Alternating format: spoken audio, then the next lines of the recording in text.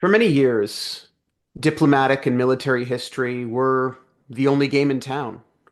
They were history, from Caesar and on upwards.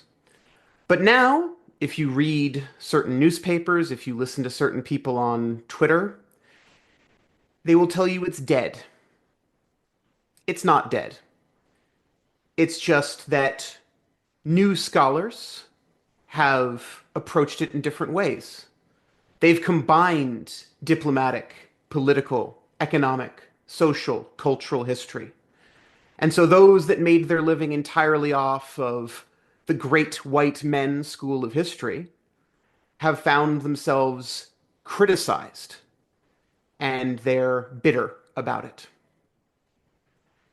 Tonight, we meet, not for the first time and hopefully not for the last, the new queen of diplomatic history, the model, the icon, the woman that broke up the old boys club.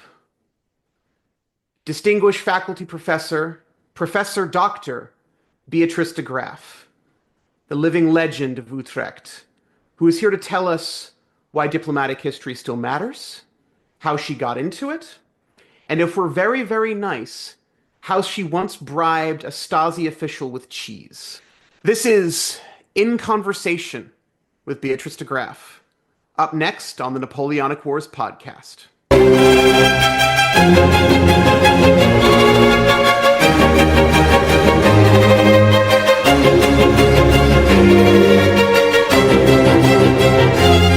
Hello and welcome back. And yes, unfortunately, your ears do not deceive you. You are stuck with the two biggest wafflers of the podcast, Dr. Luke Reynolds, aka The Beau, and Dr. Zach White, aka whatever title we want to give him this week. And we are in a very privileged position because we have with us one of our favorite people. Every time she comes on the podcast, there is a war behind the scenes to see who gets to talk to her. There is a war about who gets to introduce her at conferences. There is a war about who gets to edit her pieces in upcoming volumes, although I may have said too much on that front. She is, as I said in our introduction, a living legend. She's just back from a semester at Cambridge. She's about to head to the United States to give the keynote at the Consortium of the Revolutionary Era this year, where I will be sitting in the front row with my popcorn and my notes, cheering her on, possibly with one of those giant foam #1 fingers that you only find in the United States. And today she is here on an unscripted interview, not to nominate someone for the best or worst politician, not to hammer home to our listeners that yes, women existed and still matter, although we will probably talk about that.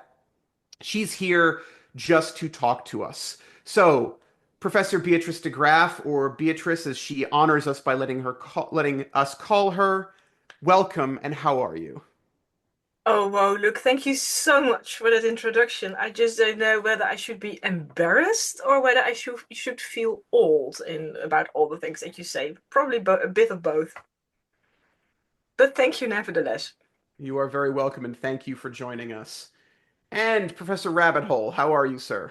Oh, I've been elevated to professor now, have I? Well, thank you kindly. I take issue with you on the title front. Whatever title he's chosen this time, I think was what you said. Um, Okay, whatever title we have chosen for you this time. I think the pot doth speak to the saucepan, my friend, in terms of your accumulated titles, as is well attested to in the back catalogue of this show. But I don't think Queen is sufficient in the case of Beatrice. Surely Empress is a more apt title. But we should, of course, let our guest decide Beatrice, Queen or Empress, or neither. That whole rest would perhaps be more appropriate, given the history of the Dutch Republic. So we have been corrected. Yes, Yeah, that's I fair. think I think the monarchy came late to the Netherlands, also due to Napoleon, and the first king was Louis Napoleon, the brother of Napoleon.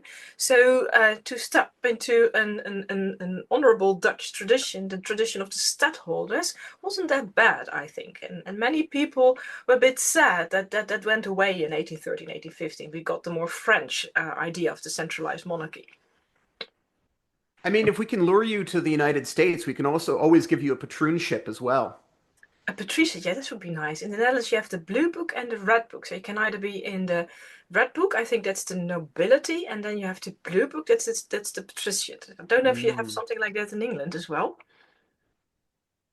We have the peerage kind of system. Are you the Earl of Yeah, right, what is but it? Sir Walter Buxomley of No, Blackadder Sir, fame? Sir Talbot Buxomley would have been gentry, Of course he would. possibly a baronet, which is that sort of weird border between the two.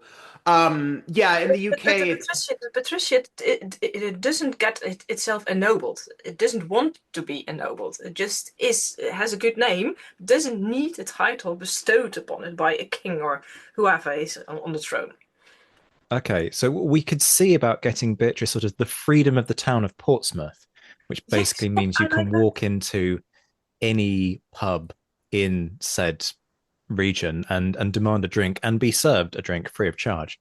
Um, That I really like that. I was in Aberdeen last year, and they still do the thing with the burgers of Aberdeen. So it's a very old-fashioned, very traditional concept before the age of the revolutions, where the burgers were already in charge of running things. And well, I like that very much.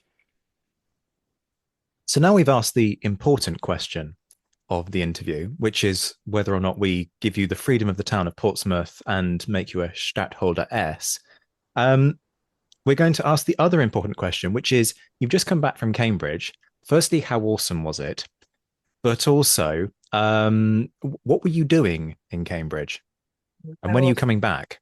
well, actually, I've just came back the day before yesterday, so I'm still sort of finding myself in strange waters back home again. And Cambridge, it was outlandish. It's just another world. It's a bubble in a bubble in I know that, I mean, it's like look going down into Alice's Wonderland, and it's an intellectual candy shop, and everyone is there, and they don't bother you with admin, they don't bother you with managerial things.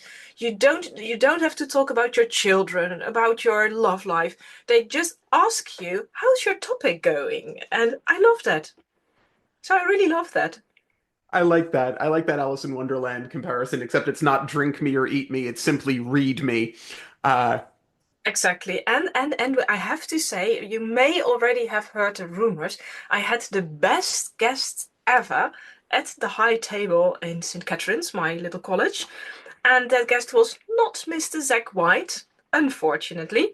He couldn't deign himself to travel from Portsmouth to Cambridge. It's probably, I don't know what it is with the people from Portsmouth. However, Jackie, our famous Jackie writer, star from the show as well, she came over, and Josh Proven, the competitor in terms of podcast, he also came. So they both joined me at the high table, and we passed the cheese around clockwise and the port around anti-clockwise. And Jackie wore her robe, so they fitted in perfectly, better than I did. I mean, Josh was making a great show and talking about privateers and pirates and revolutions, and everyone was in awe of him. So he really pulled off the show there. Can I just say, normally it's the beau who roasts me on this podcast. I am not accustomed to being roasted by the guest.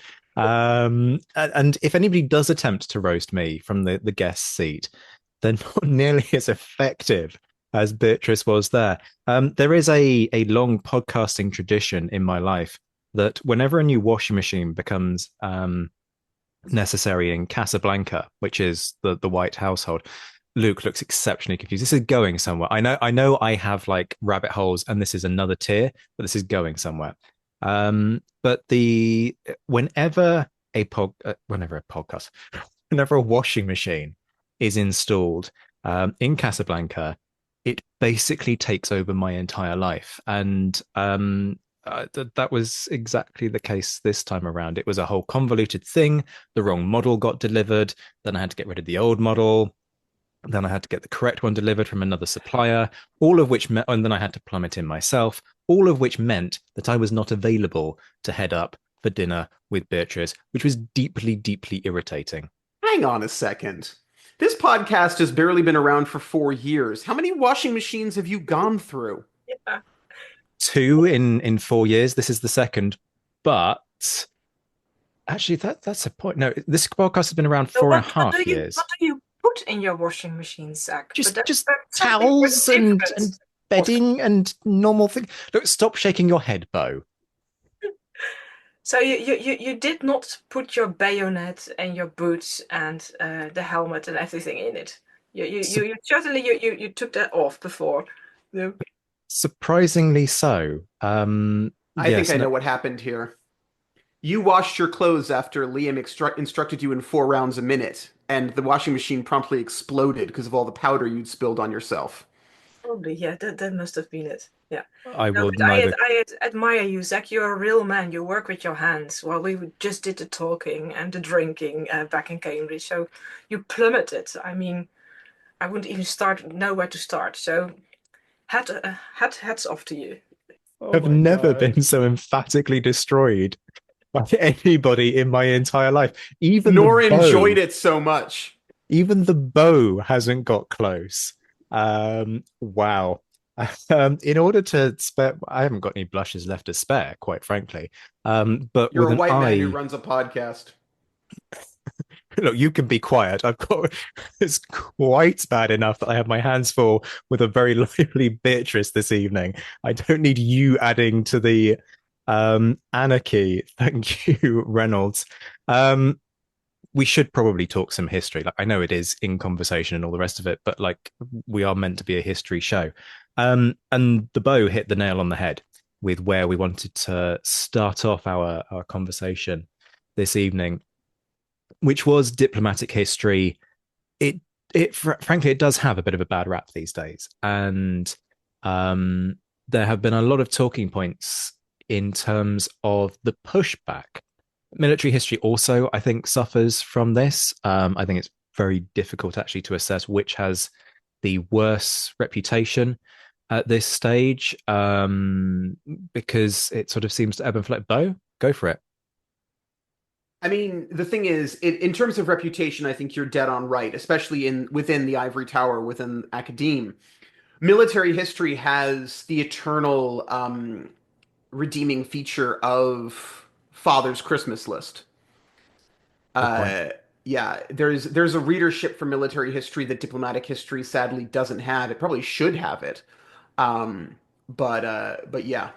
Anyway, back to your long-winded introduction. It's what I do best. It's It kind of is. like my trademark.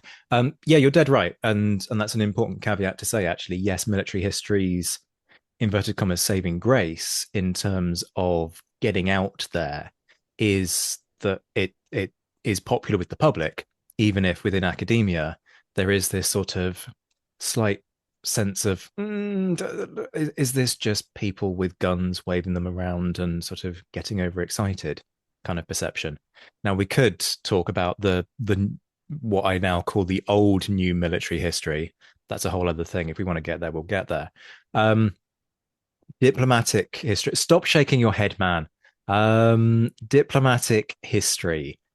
It does have this bad rap. There was, in fact, I was at an induction day for students at Southampton University a few years back, where one of the lecturers brought up this sort of protest letter that was written to one of the national newspapers about sort of the perceived demise of diplomatic history and how this was a travesty and something needed to be done about it. And actually, that letter, which was kind of put up on the screen word for word, was borderline heckled. So I think there is very, very clearly a sense that diplomatic history has its challenges these days. Part of me wonders if that it's just an association with that grand narrative, the white guys of history, um, possibly the perception that it's been overdone because of that. You know, there's only so many biographies you can read of these people before you're like, okay, great, we get it. But can we start writing some biographies about other people who were also really significant during this period, like social reformers, etc.? And so that perception, that focus has shifted. Um, but also, again, Luke kind of points to a really interesting element, certainly very true of military history, which is that the subdiscipline kind of adapted, it evolved, and it brought in other facets. And then there comes this question of what actually is diplomatic history. Now, you could make the case, as I sometimes do, history is history. Like if somebody asks me what I do, I'm a legal, military, social historian and a historian of ethnicity. Like, Which is a long-winded way of saying that he likes to read about people getting whipped. you are very lively this evening, Dr. Memory, very lively. I shall have to dock you a day's pay, which implies that I pay you enough to calculate what you get paid by the day. Getting back to our guest, though, Beatrice, I've got no idea what you made of that waffle that was forthcoming there. But I guess at the core of my question is, why does diplomatic history have this bad reputation? And what's being done about it? Yes, well, thank you for that question. I really think it's an excellent topic to discuss on the podcast as well, because it is overlapping with military history, especially in the day and age of the Napoleonic Wars, the Revolutionary Napoleonic Wars. So many of the people that were fighting in the war were also diplomats and politicians and fought then again and then became diplomats again and saloniers. You have to think about Wellington most notably, but also Gneisenau, for example, some of the others, lots of the princes that were on the battlefield and then in the salons dancing again. So in the day and age that we are studying, the Napoleonic age, it was very much intertwined. So I think it's very apt that we put this on a podcast now very much explicitly. The diplomatic history is really part and parcel key to making sense. It's one of the most important tools to come to terms and make sense what happened in the Napoleonic Wars. I myself don't really think that it's so gone away or went into oblivion. With all due respect, Zach, and I'm not going to continue roasting you at all. I never do. I admire. I'm your biggest fan. You know that. But I think it's a bit of a provincial thing in Britain, because in Britain, you're right. Diplomatic history sort of has been laid to rest with its forebears, is considered a traditional discipline.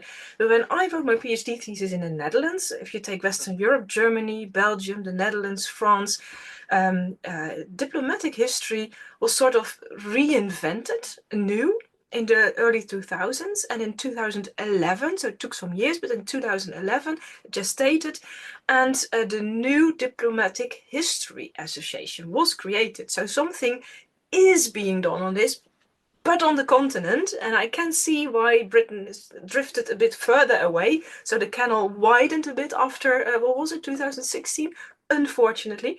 But the new diplomatic history is something that still deals with international relations, decision making in behind the scenes, in the diplomatic corridors with the diplomats, but it does more than that. So new diplomatic history also takes into account social issues, the cultural history of diplomacy, the social history, socio-economic background of the actors, the moral and intellectual ideas.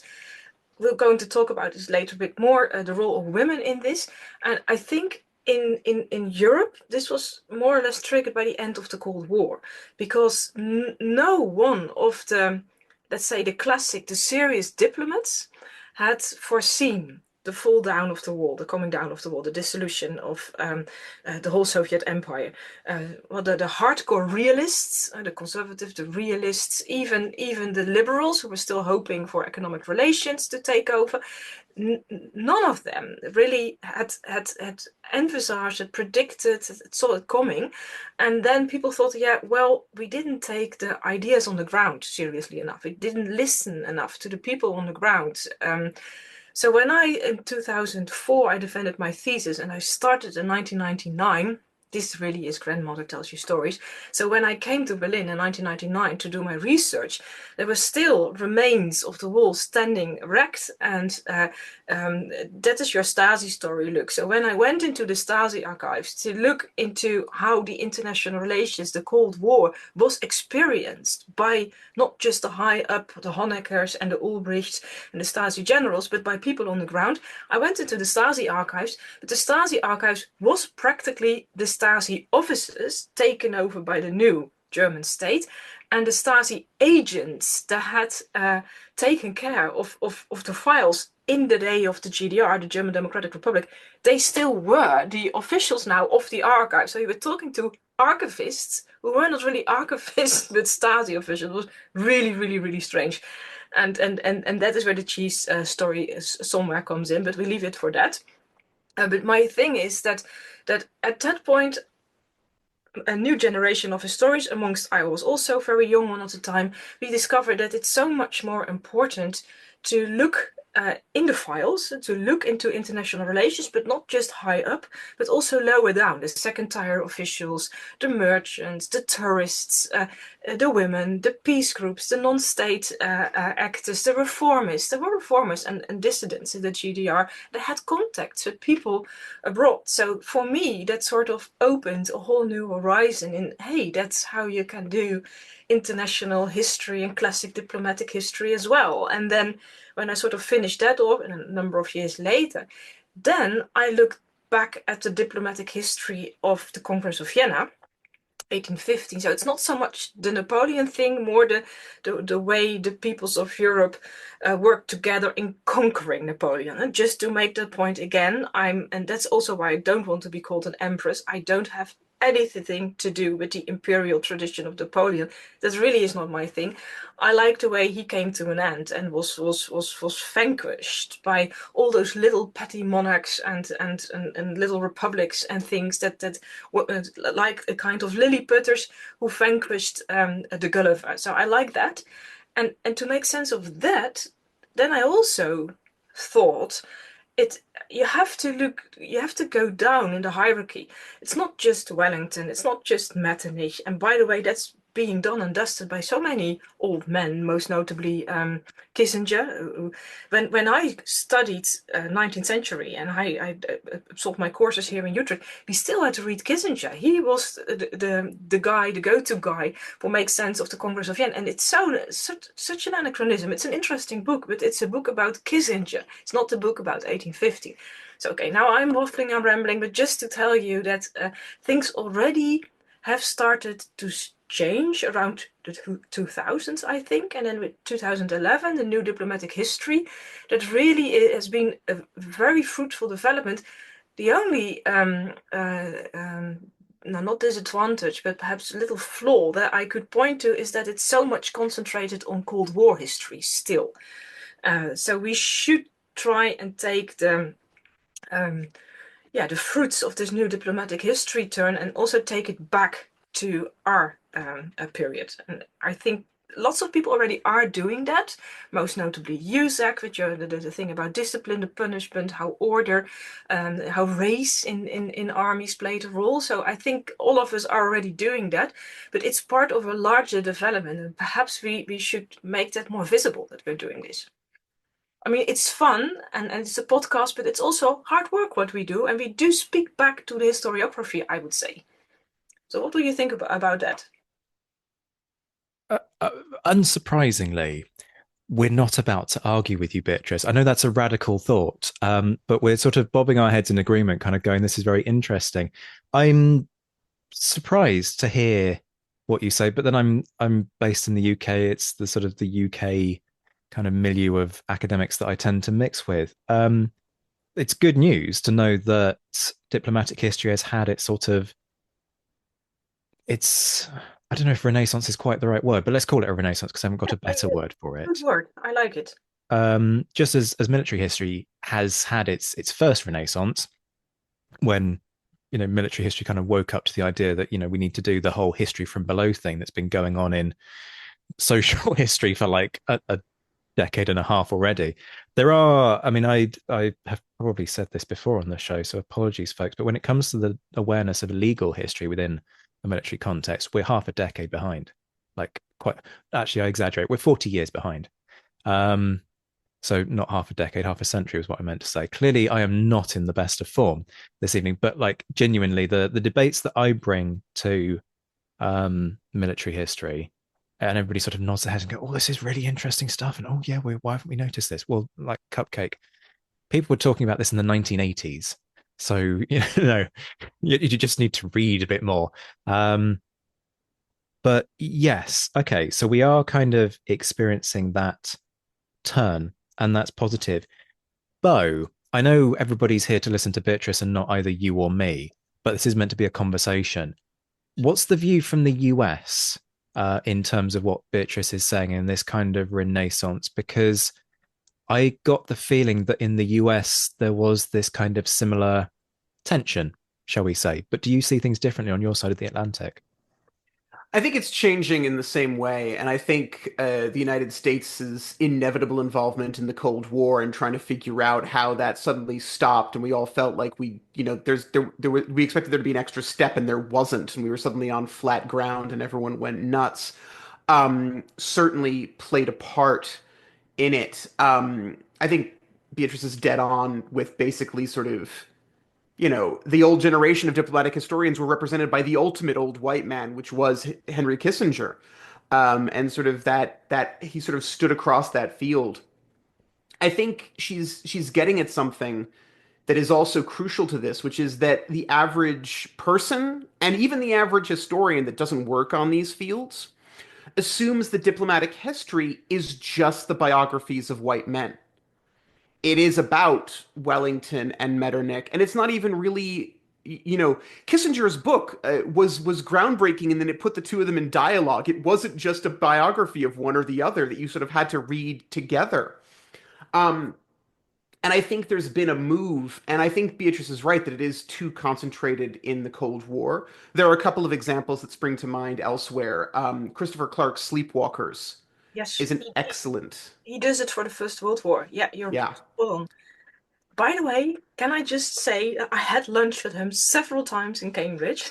I have an historian's crush on him, so that's why I'm bringing that up. Not to brag, but just because I really am in awe of his work and what he did, and also because he has such a great eye for the details, for Mm. the lower class men, for the women, for the artists. So he does exactly that. So thank you for bringing him in, Luke.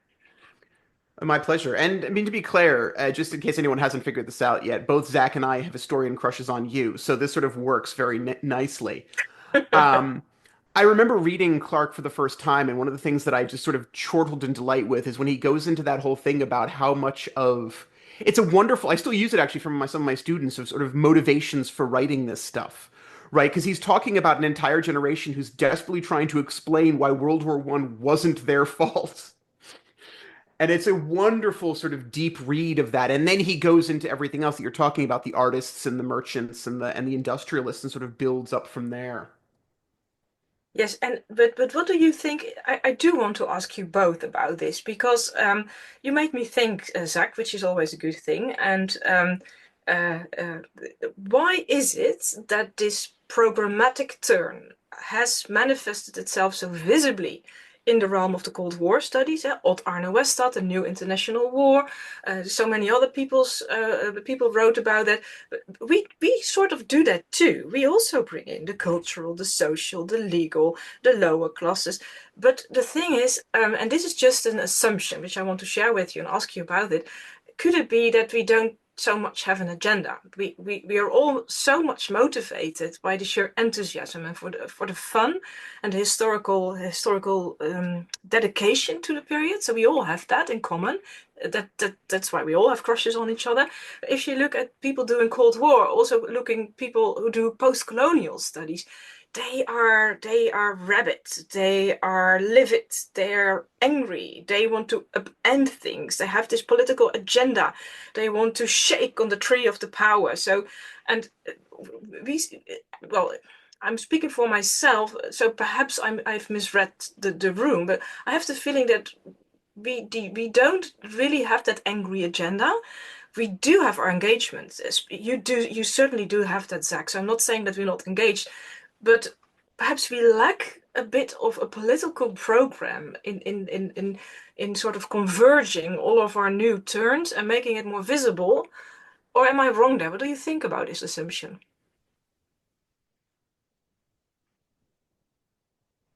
There's a long pause there, which reflects the fact that Luke and I are both mulling things over. And this is an unusual thing in a podcast, which is why I'm kind of speaking into the silence because I'm not going to edit it out. because we are both doing that rare thing on this show of thinking before opening our mouths, which generally, well, perhaps I speak for the bow and shouldn't, but generally we just open our mouths and see what happens. Um, with this one, there's more careful thought going into this. I think there's less immediacy for us, right?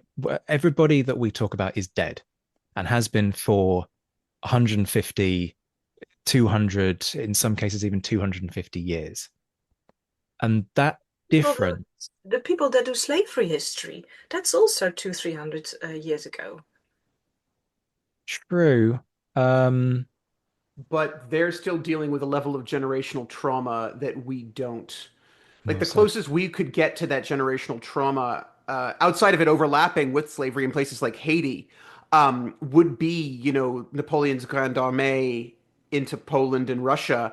And Poland and Russia suffered so heavily in the 20th century that it sort of wiped out or overlaid that level of trauma.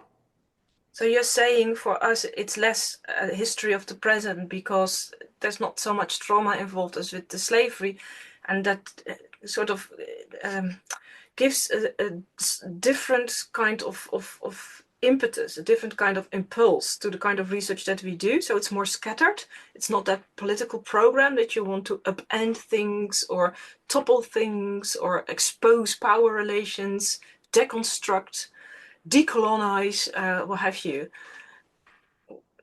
Is that the reason? And isn't there any political program to us? And is that the reason that we are not really visible in this new turn? I wonder how much of this is that we have a slightly different set of responsibilities when we approach talking about our period. Yeah. So on this show, we do a lot of myth busting, right?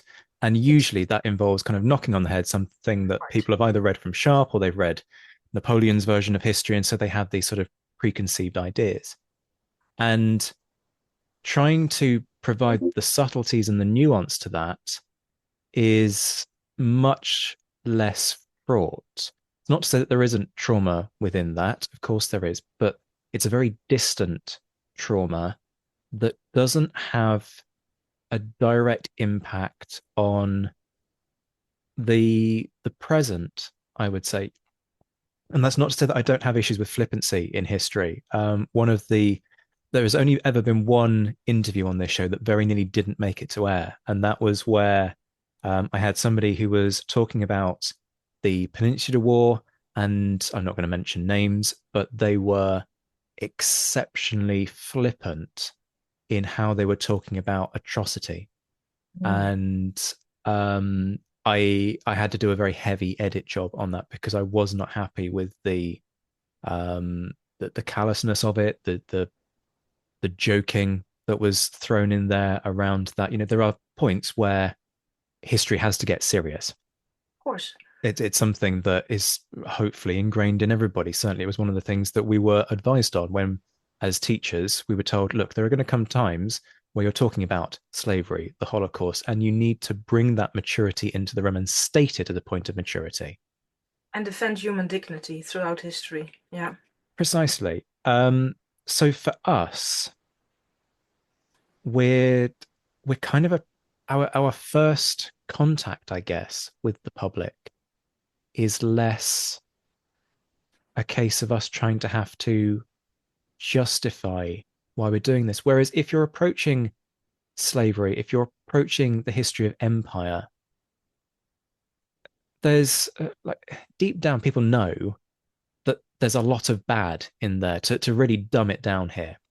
And Mm-hmm. yes, you get people who love to turn around and say, "Oh, well, you know, Britain brought the railways and all of that." But most people, if they pause for a second and Yes. think about this sort of Rudyard Kipling nonsense of the burden of white men, they only need to hear those words and kind of go, "Okay, no, hang on, something's not right here." That's immediately there. But I do think there is a temptation to just kind of go, "Yeah, well, it was bad, but that was in the past." And part of the impetus behind post colonial studies and the history of slavery is to go, yes, okay, we understand that were bad, but what does that actually mean? What does that look like, and what is the impact? Whereas in my case, I mean, look, I talk about people getting flogged because they've stolen a wheel of cheese or something. Do you know what I mean? There is that is not an emotionally charged topic. That is not a difficult topic to get your head around. Now, sure, don't get me wrong. I talk about genuine points of atrocity and horrendous things that have been done to people. I talk about LGBTQI history within the context of crime and punishment and the treatment that people received if they were found guilty of homosexuality. You know, there are points where you look at this and you just go, this is in vile self edit there on the expletive. But I don't think there's there's as much sort of fatalism, I suppose. Um, you know, the other day I posted a thing about, who's the most overrated commander in history, and I posted a GIF of Wellington, very much sort of baiting people in. But the key being who's overrated. Do you know what I mean? This isn't the same as an entire generation of people being forcibly transported from one side of the Atlantic to the other and worked to death and treated brutally and being assaulted and all the rest of it. I'm not sure I'm really getting to the point of what you're saying, but You are very much so. So thank you for putting it back into perspective again. The reason I came onto this question is because I was thinking about, you already told me before that we would be talking about a diplomatic history. And then I thought it's good to bring this new diplomatic history turn into the conversation. And then I thought, why is so much of what the Napoleonic people are doing over the past 10 years, including lots of people from our network who are doing excellent things on the podcast, why doesn't that feature so much in the historiographies and the oversight works of the diplomatic history?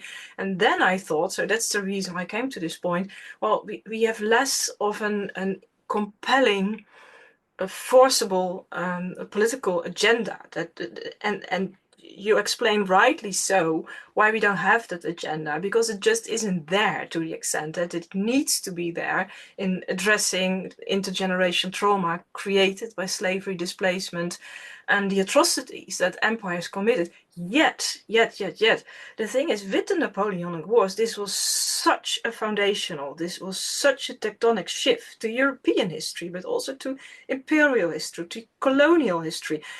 High colonialism didn't start in the late 19th century, which is very much the historiography these days.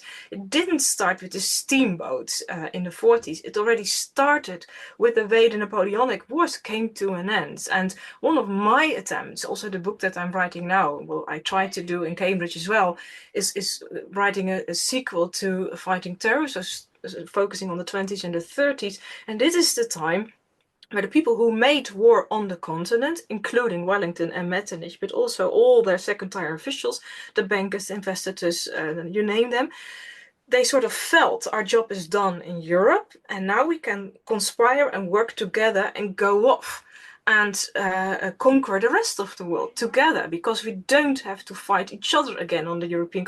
That's also the reason that they did not want to go with each other on a fight over Greece or over Spain or over Turkey, the Ottoman Empire, or over Belgium. They just gave Belgium away to the Belgians, although the King of the Netherlands said, please come and help me and restore the old situation.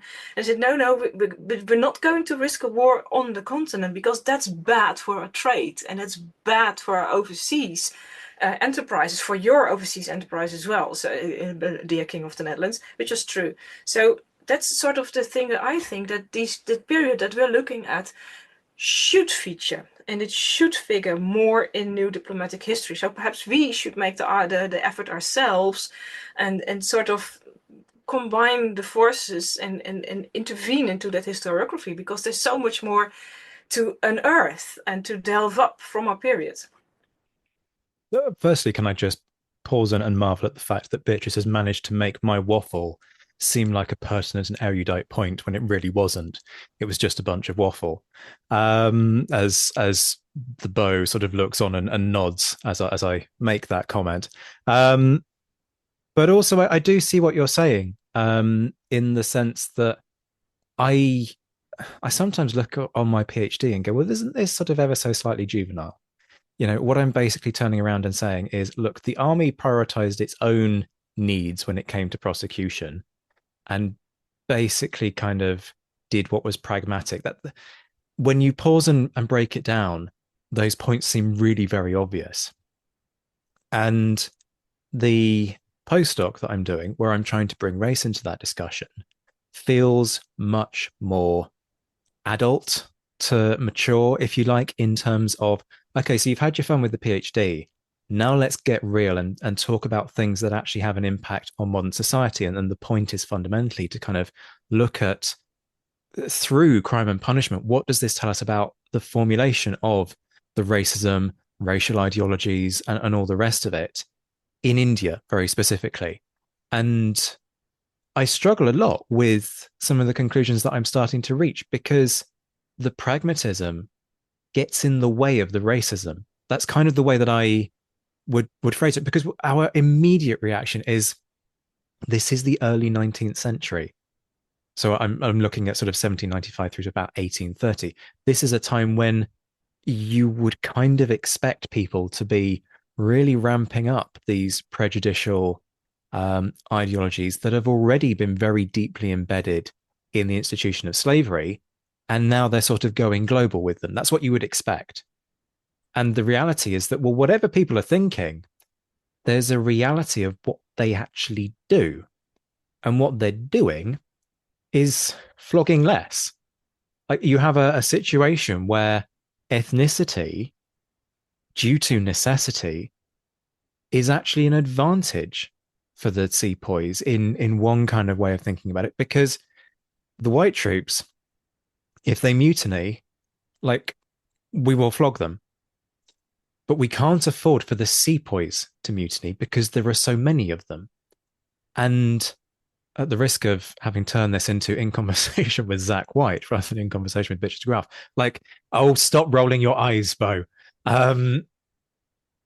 That's, I think that perhaps sort of speaks to your point about sort of trying to bring some of these ideas into a realm where people can kind of go, oh, okay, that's actually got, there's something interesting there that has an implication on how we think going forwards. Now, I really like that point. And to add the diplomatic history aspect to it, in 1824, a couple of years after Napoleonic Wars ended, the Dutch and the British entered into a treaty, the Anglo-Dutch Treaty. And they also even worked together with the French and even rare and random Spanish and US troops in the region in Southeast Asia. So it was a treaty where they divided the spheres of influence, and it's always been handled like that. They divided the spheres of influence, but that's not really what happened. If you look on the ground, it's a treaty that enabled and facilitated them working together.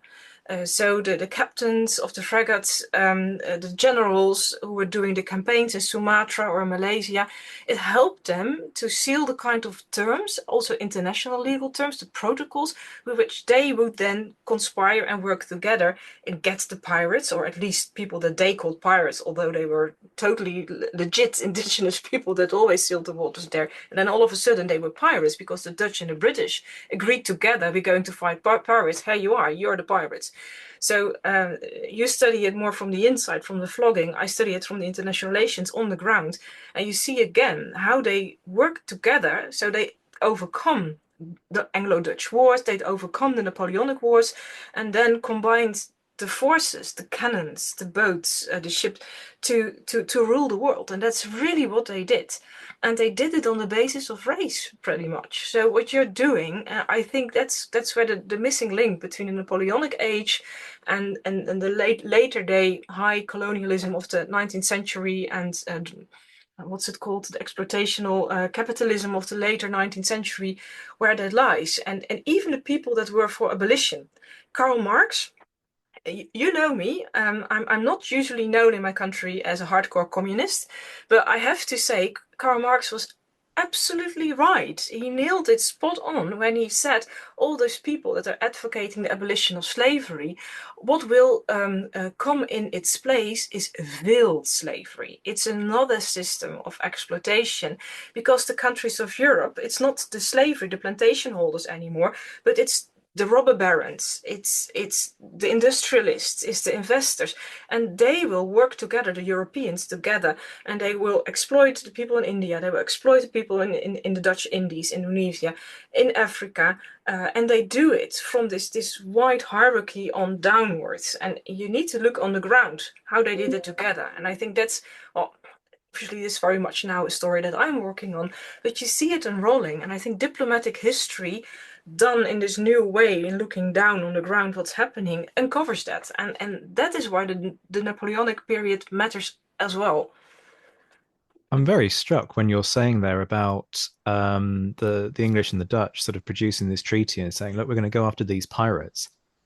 Rewind to India at the end of the 18th century, and Mornington is using precisely that kind of rhetoric, albeit brigands in his case, to justify that ultra expansionist phase that he presides over of company holdings in India. You know, we need to go into these areas to make them secure. That will therefore safeguard our trade. You know, Yeah, these places are unruly, and it's exactly. it's it's an excuse, right? It's an excuse for the expansion of empire, but And clearly it's the terminology doesn't change. no, exactly. But what does change is that it gets new footing in international treaties. So what it means that it's becoming a legitimate international thing to do. And there's a very important female historian writing about this right now, is Lauren Benton. You may have heard about it. And she has two seminal books. The one is called They Called It Peace. That just came out, and the other one, I think 2 years older, it's called Rage for Order, and she very much adopts this post-colonial attitude to international relations, but there's also lots of international legal diplomatic history in it.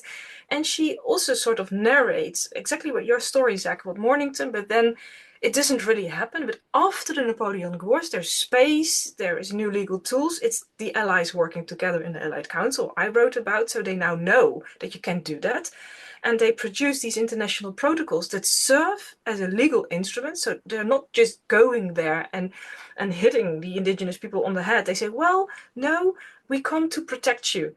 Here's our treaty. We come to secure the region. It's our right to do so, and our parliaments want us to do so. So they come sort of boistered by their own parliamentary international legal tenets to that system. And I think that's fascinating that and they do believe in it.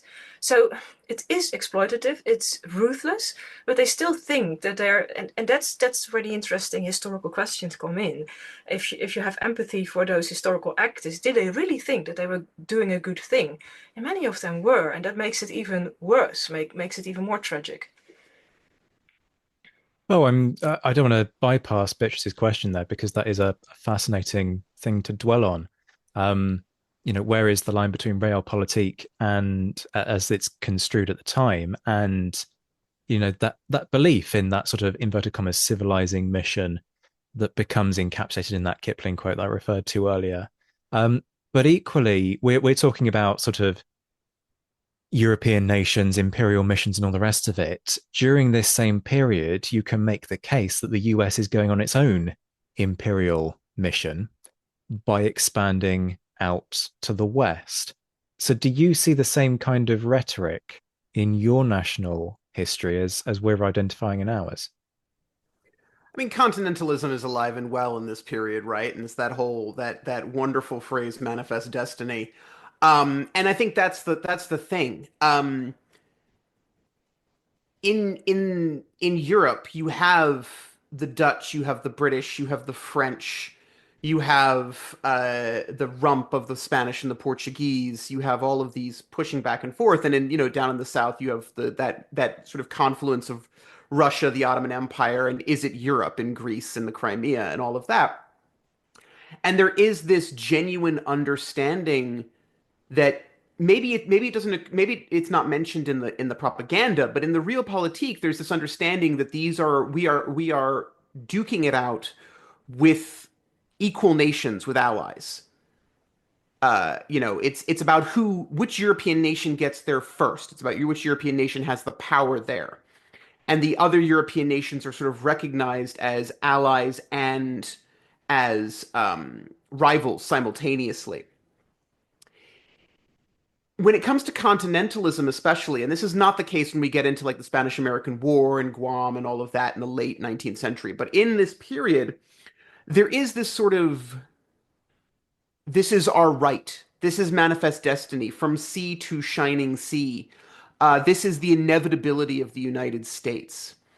And yes, there is that sort of white man's burden-esque. There's a very famous painting called Westward Ho that literally shows, this striding figure of Columbia pushing back the darkness and pushing back the storm. And she carries with her the telegraph wire.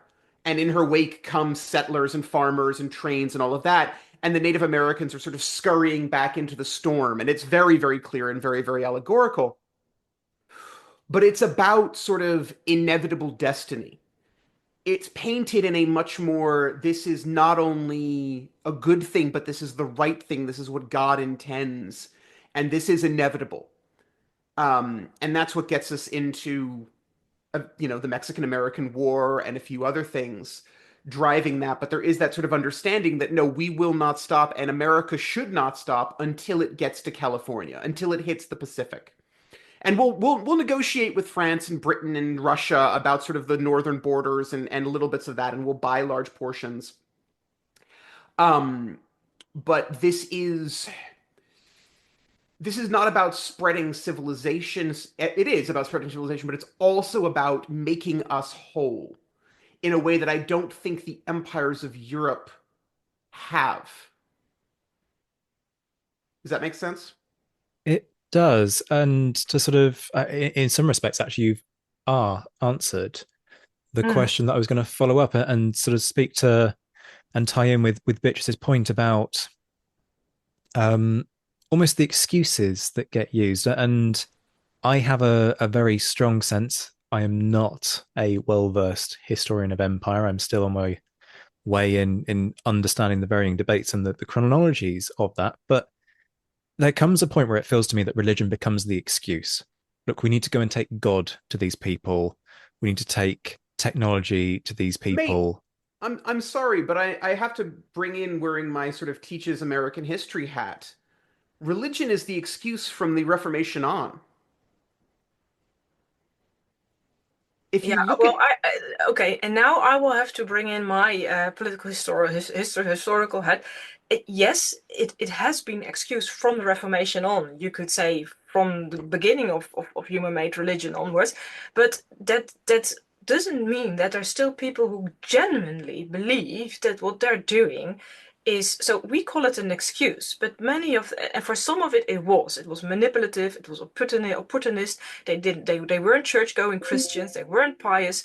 Many of those robber barons weren't at all. They never saw a church from the inside. They only destroyed them, but some of them really were. And if you look at these first decades in the Dutch Indies, where I'm now looking at, then actually it was the missionaries, the Protestant missionaries, the pastors, who stood up for the indigenous people. So they went in there and they sort of went native, you could call it, and they totally stood up and advocated the interests of the indigenous people. So they were not the ones who wanted to exploit them, or they even protested against the Dutch king. They protested, as was with the abolition. There were many people who were driven by religious zeal who stood up for the people who were exploited in the slavery colonies and in the plantations. So you cannot just, that's neither historical nor correct nor nuanced. You cannot just wipe it all in the same hole. There were, in that sense, religion can be an excuse. It's like ideology. It can be used and stuck to everything. Your own selfish interest, egotism, idealism, true enthusiasm, naivete. You can stick it to everything. So I just wanted to make that point. Sorry. no, that is a very well taken point. That is very valid. But I think that It's a very valid point, but I still think we're both pulling Zach up on this is not a 19th century development. No, no, no. And you're totally right in that. But within the context of India, religion becomes quite an issue in terms of the divisions that become much more pronounced between the white settler class, inverted commas, and the indigenous population. If you look at the um, the the willingness of white settlers to have relationships, very openly marry, admittedly in a number of very high profile cases, what a number of those white settlers are doing is noting the fact that polygamy is an option in India, that it isn't back in Europe. And so um, they fundamentally exploit that and see to seize that option of having multiple wives. But there is a turning point that happens when you see an influx and an opening up of India to Christian missionaries, whereby there's a push towards a division between the two. And so I guess admittedly, this is a kind of a research bias thing because of what I'm looking at, but I do see there's an influence of religion that makes the situation much more complicated into the 19th century. Not to say that it wasn't complicated in the 18th, of course not. But I do see religion having a sort of an influence that increases the problematization of an already problematic situation. Zach, let me ask you a question. Oh, sorry. No, go ahead, Beatrice, please. Oh, well, no, but that's definitely true. I mean, the thing is, after the Napoleonic Wars and in India, but also in the Indies and Africa, new people find their way, new actors find their way into the colonies. And the colonies, well, we think of them before the French and the Napoleonic Wars, we think, well, they were the colonies there, and then after 1850 were the same colonies. But that's not true. Before that, in the 18th century, you had some outposts along the coastal lines. And then after 1850, they only really started the exploitation and the colonizing of the interiors of the countries in Africa, in South Africa, in India, in Indonesia. For example, the whole isles of Java and Sumatra, they were not colonized. They were not accessible at all. So only after 1820s they went in. They went in with the army. They went in with the infrastructure, the builders. They went in also in Africa. They went in with the missionaries. They encountered the indigenous people more, the native people that were living in the mountain areas where they wouldn't have found access before. And that is where they then really started the process of social engineering things and wanting to change those populations, the lands, the cultivation system, the economy, and also the cultural practice. If you look back at, for example, Wellington was also, his brother was a governor, he was also there. And there's some comments, some letters that Wellington made on the religious system in India. You know this better than I do, Zach. And if you read Wellington's comments, he is an epigon of liberalism. And he said, well, yeah, they do the burning of widows, the sati, they do have the polygamy, there's lots of idolatry, but that's how they live. And we just should let them do that. And he even allows those practices to go ahead. So we would say he truly was a multicultural, inclusive person, which he obviously totally wasn't. But the thing is, it didn't interest him so much. He was there for different purposes. And only after 1850, people came in that felt that they had to root out these barbarous, so also things as terms as barbarous, terms as racial categories, they weren't there in 1800. Of course, they were in the people's minds, but it's a very tricky and also very interesting discussion. When did race explicitly, also in the ethnic, biological sense of the word, when did it enter? When were people starting to look at the color of the skin, for example? They didn't do it like that in the 18th century. That only came into the 19th century. So this completely speaks to what Zach is saying. So things did happen. And so the social, the cultural, the economic aspects of these diplomatic relations, they were far more intrusive than they were before. So just to support you, Zach, I'm with you. I mean, I can't argue. I can't argue with any of that, right? There's that moment in the 1850s where you get this one-two punch of The Origin of Species being published, and then the Indian Rebellion happening, and those two combine into this very, very dangerous set of ideals about, physical competition when it comes to races and all of that, and you end up with this incredible inherent violence. And I can't argue with Zach. What I do have a question about, Zach, though, is when what you've encountered about the discussions of religion in the 19th century, right?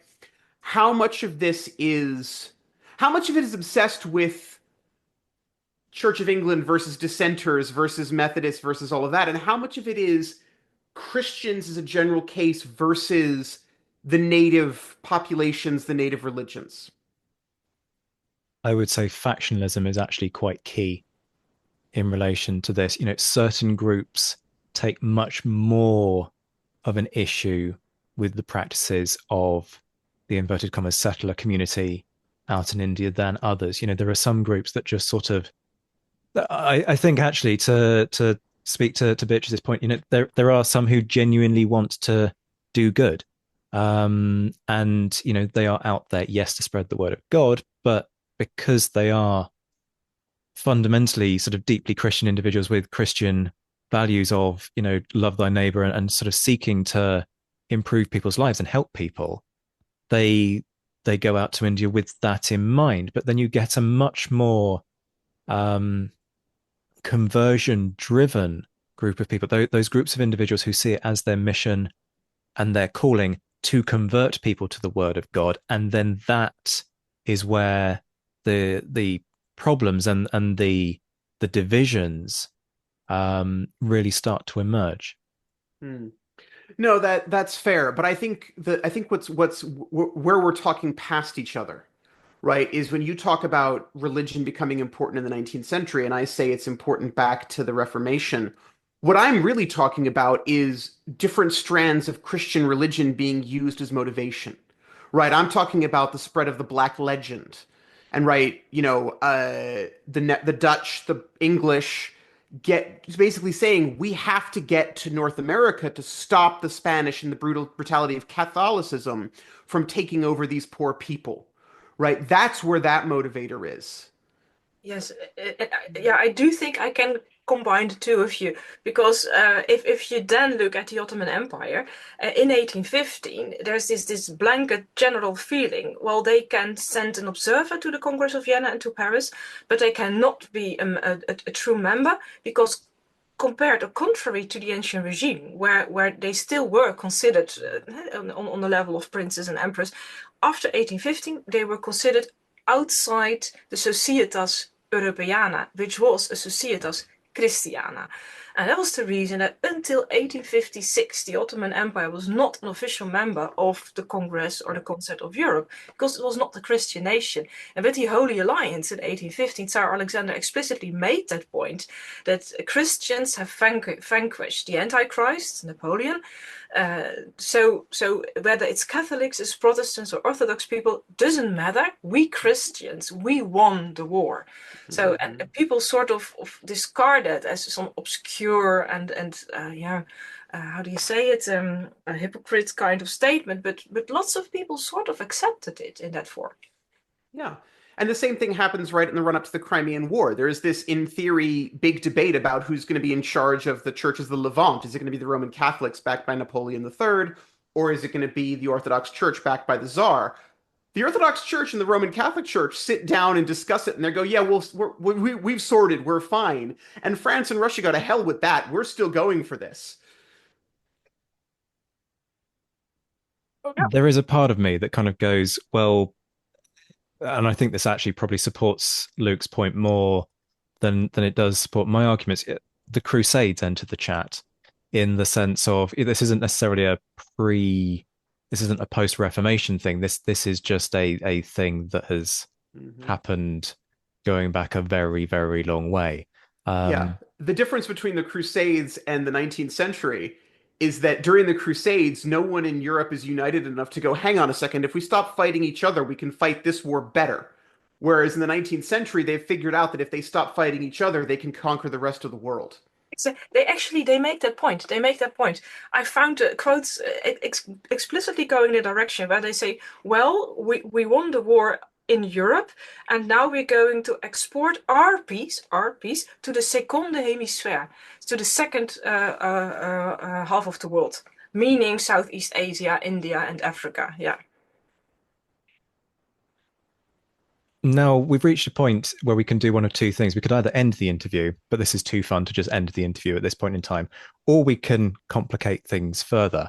And we've got two options here. One is to talk about women's history, which is one of our collective favorite topics to raise, or we can talk about terror, which is also a very popular thing for us to talk about. I think I'm going to start with the terror history side of things, partly because bringing you back to talk about women's history is just another excuse to bring you back for another episode and have more fun. So I'm thinking very craftily here for an in conversation with Beatrice de Graaf round two, because that will be entertaining. It On will the be surface, terrorizing. well, okay. So you've achieved a very nice segue there between this interviewer and the next. Um, on the surface of things, your expertise on terrorism feels like a massive departure from sort of the stuff that we know you for within this sort of Napoleonic sphere. You know, you do, and in fact, you are something of a leading expert, or probably the leading expert in the Netherlands on terrorism in a very modern context.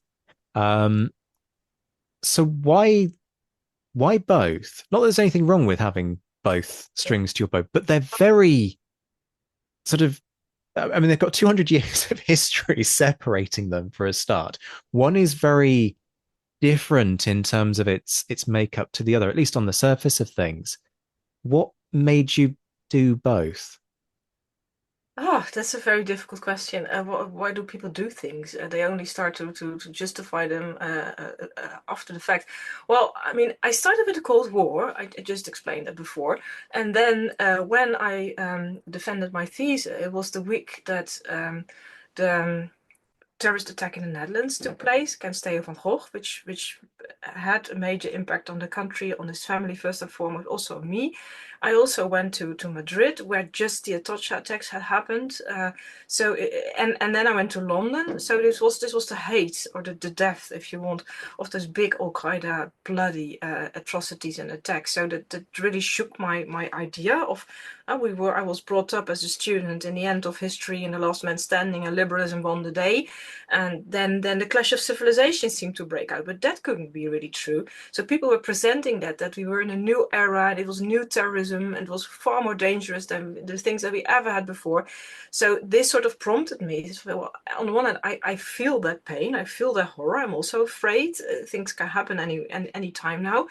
I mean, you have to remember that people have their timescapes. I call that. Well, not I. It's Barbara Adams who coined the term. So you have your landscape, the thing that you feel familiar with, the sea or the woods or the forest or the moors. But you also have your timescape. So what day and age were you born into? So I was born 1976. So when I grew up, everything went for the better.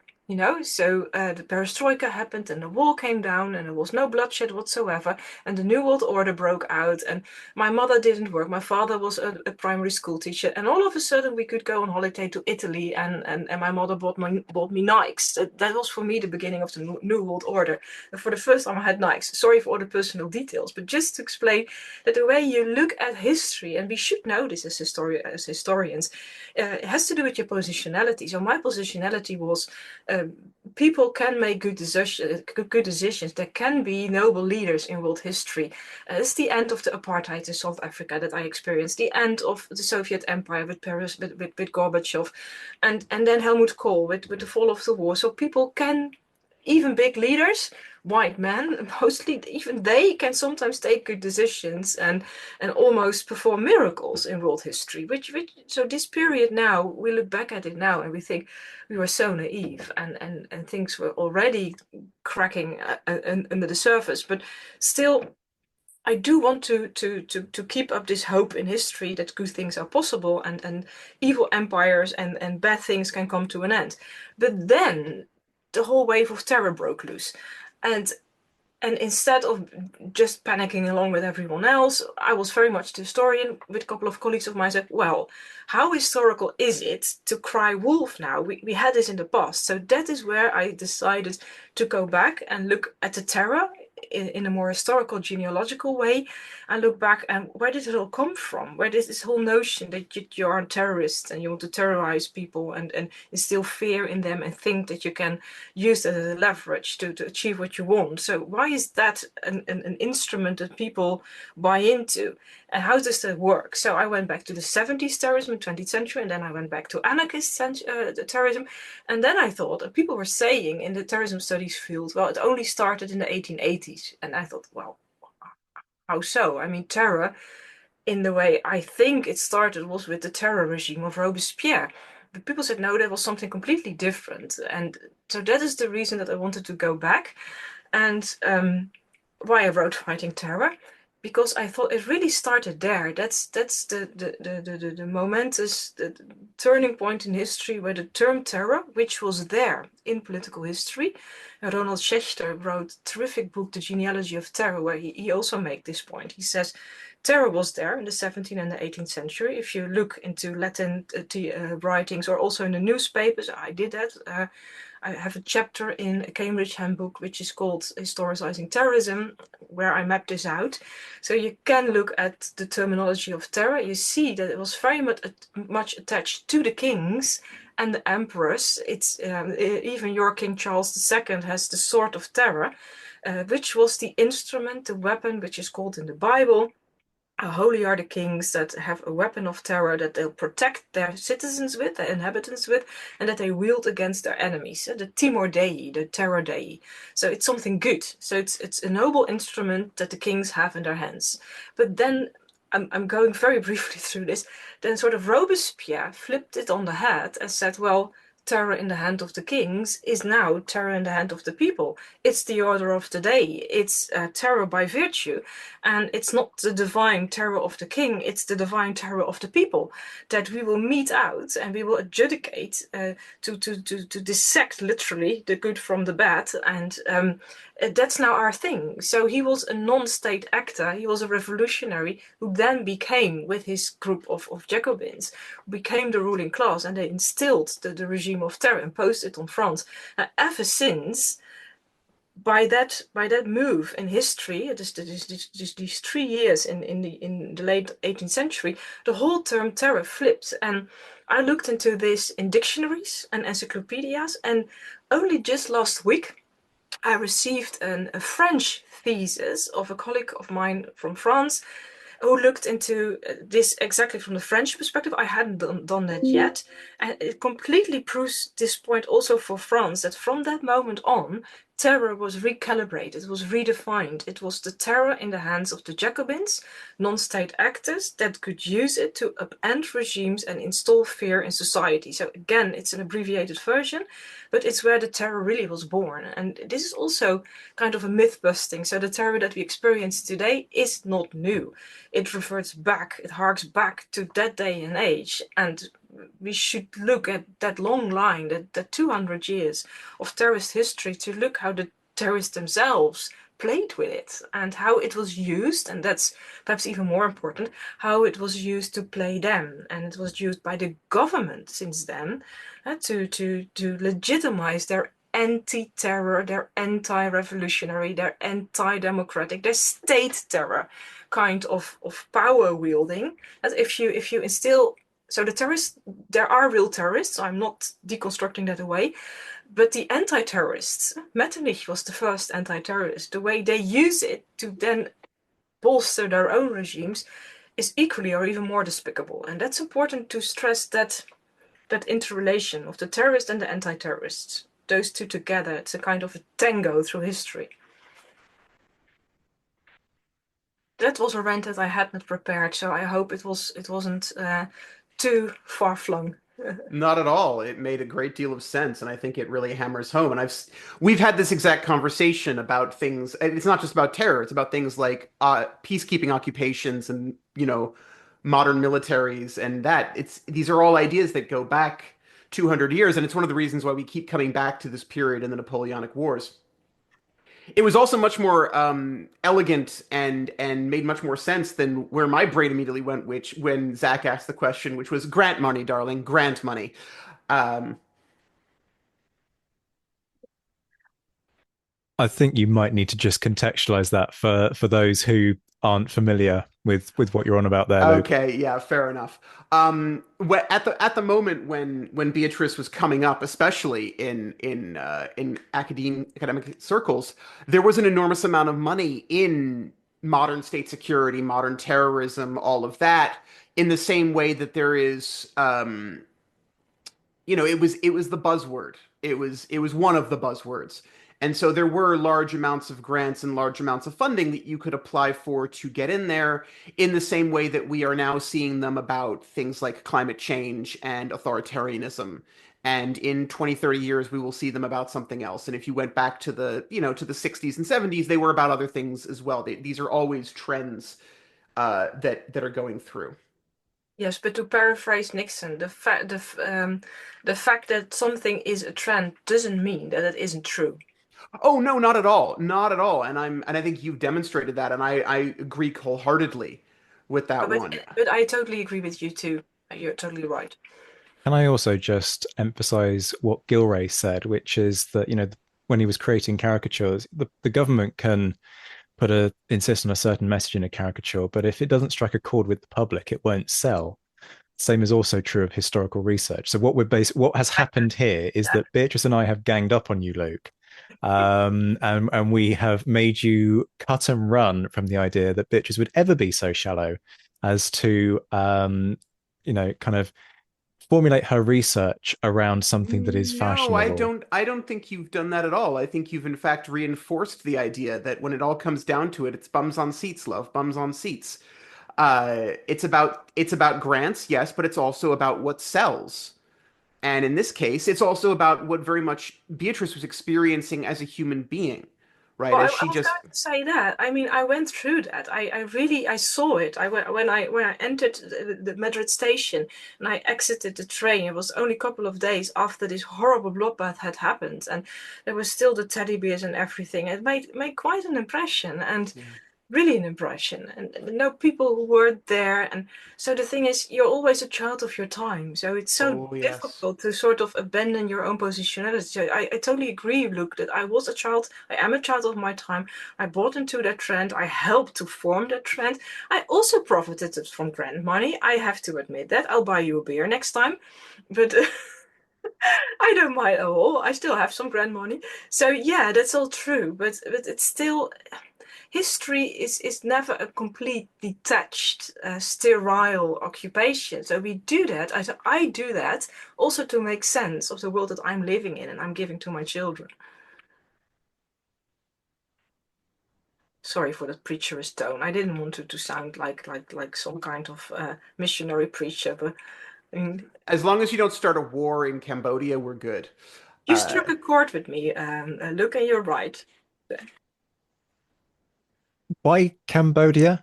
Just out of interest. the two portions of the French Empire, the wars that brought them in were started by missionaries, basically. Yeah, no. I'm more the one who studies the end of wars. That's completely fair. I mean, between us in this room, we have the person who studies what happens in the midst of a war, the person who studies how wars are brought to an end, and the person who studies the tat that is created off the back end of a war. So the only thing we haven't got covered here is why wars start. Eh, Um, we just need to get in Liam to talk about how they're fought. well, yes, that would help, wouldn't it? Um, I suspect at this point we should let Beatrice go back to her everyday life. Well, You can't we really just made keep me her? work. You really made me work, Zach, tonight. How is that different from any night on this show? I love the irony here that these are meant to be really relaxed conversations, and actually, the three of us have had a proper intellectual workout this Yeah, evening. very much Um, so. I'm not I'm not sure apologizing for that. I'm not sure I've been pushed this much in a long, long time on this show, possibly ever. We've had a proper this is the equivalent of academics doing several rounds in the boxing ring. What's happened Yeah, this it evening? is. The own It's how do you say this? How do you make an adjective of Socrates? A Socratic. Socratic podcast. This was. it was indeed the idea that these episodes were going to be the equivalent of sort of historians sitting down with a beer actually it's entirely played out because this is exactly what happens in the aftermath of conferences. Actually, we sit down, and because alcohol has loosened our tongues, we usually really get into sort of points of fundamental disagreement. So Beatrice has helped us achieve the apotheosis of the in conversation um, concept. Luke looks like he's poised to correct my pronunciation there. Apotheosis. But it is something that you and I both knew is true, Zach, which is that whatever Beatrice touches, she immediately elevates. I mean, yes, but by the same token, anything that we touch, we tend to denigrate. Um, so, Speak And there speak for wasn't even yourself. and there wasn't even beer involved, let alone mulled wine. I think we shouldn't. yes, I mean, I didn't think that one through, but actually, this is one of our festive specials. So You've got the tinsel behind you and everything. I've had an Christmas card, not Mine's from mine from anybody you I is know. mine to you is in the mail. Okay, Actually, Your little statuesque has a Christmas hat on his head. hang on, I have to bring this up to the microphone. This is one of my favorite this works pieces of really well for a Christmas radio tack. show. Can I Oh, just hush up, say? you. What is it? So it is a bust of Wellington that my partner Claire made a tiny Santa hat for. Oh, you have to sell it. It's great merch. I mean, that is the most adorable thing that your significant other decided to create a Santa hat for your I Wellington know. bust. I know. You I must love it. question the creation of that bust and how authentic it is. Oh, I But mean, the bust was purchased for a tenner at the Rifle Museum like several in 2015. Um, with the utmost of disrespect, it looks as though it was purchased for a yeah, tenner.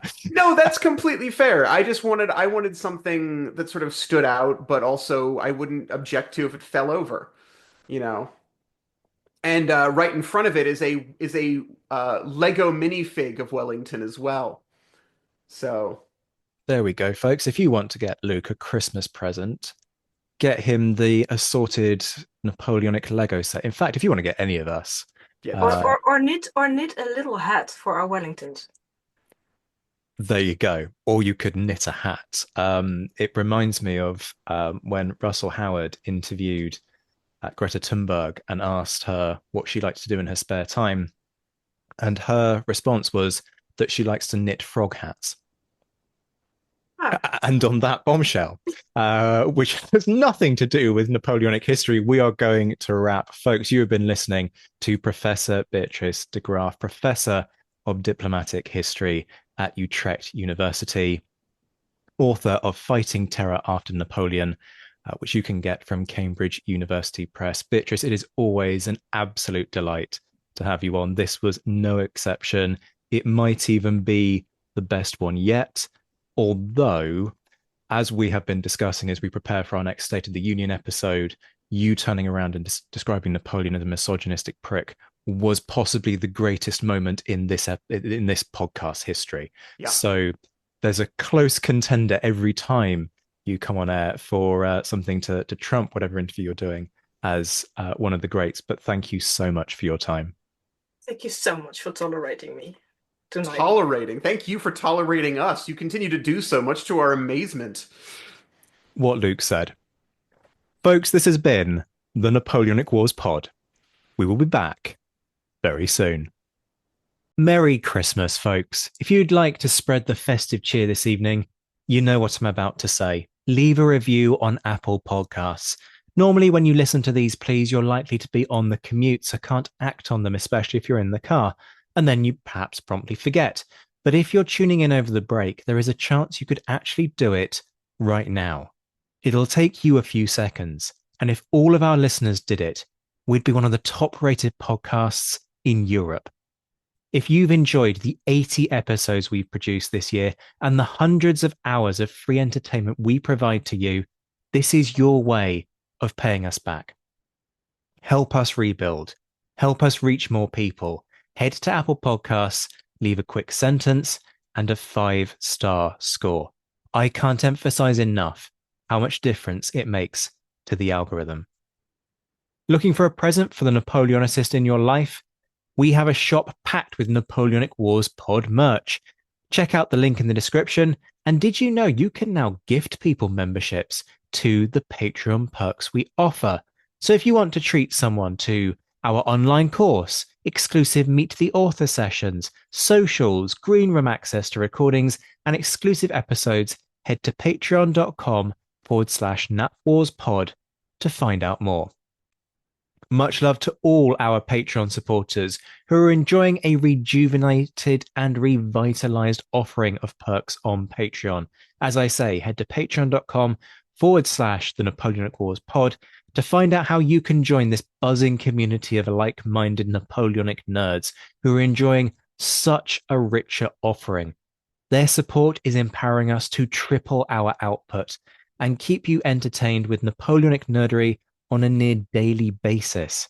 Prices start from just £2 a month, so if you can spare the cost of a cup of coffee each month to support us, it would mean a huge amount and might even fund some exciting documentary work.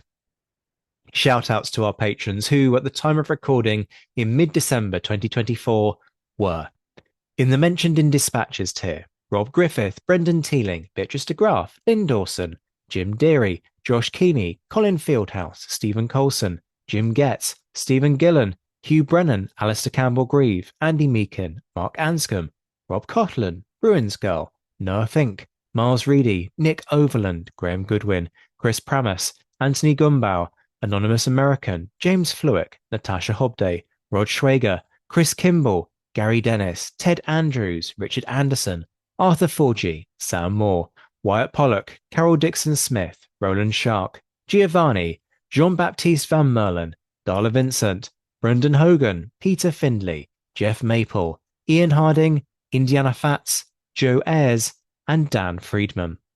The Admirals: Mark Chestnut, John Haynes, Mike Guest, Rachel Stark, Mark Duckers, David Priest, David Maxwell, Graham Callister, Sean Sullivan, Stephen Ashworth, Kate Woolcombe, Clemens Beman, Charles McKay, Reto the Sci-Fi Fan, Tim Day, Jason Morn, Tim Pritchard, and Seth Hansen. The Chiefs of Staff: Adam Coslin, the Marshals: Ryan Diamond and JC Kaiser, the Legion to Scholars: Dan Hazelwood and Bob Burnham, and in the Crown Yourself tier, Emperor of the First French Empire Todd Campbell and the Duke of Wellington Laird Campbell. We'll be back, but until then, this has been the Napoleonic Wars Pod. On behalf of myself, Liam, Luke, Josh, and Zoe, take care of yourselves, folks. Stay well, and as always, thank you for listening.